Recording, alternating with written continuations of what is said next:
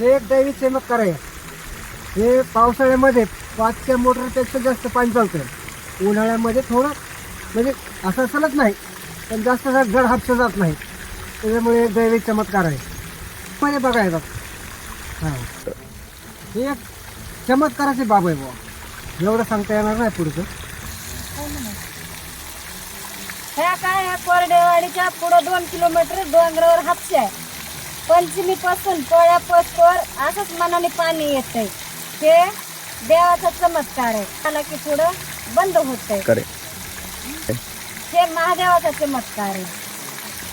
लोक देव नाही म्हणते, पण ह्या का हे देवाचं काम केलं की हे पाणी येतंय मनाने. मंदिर आहे.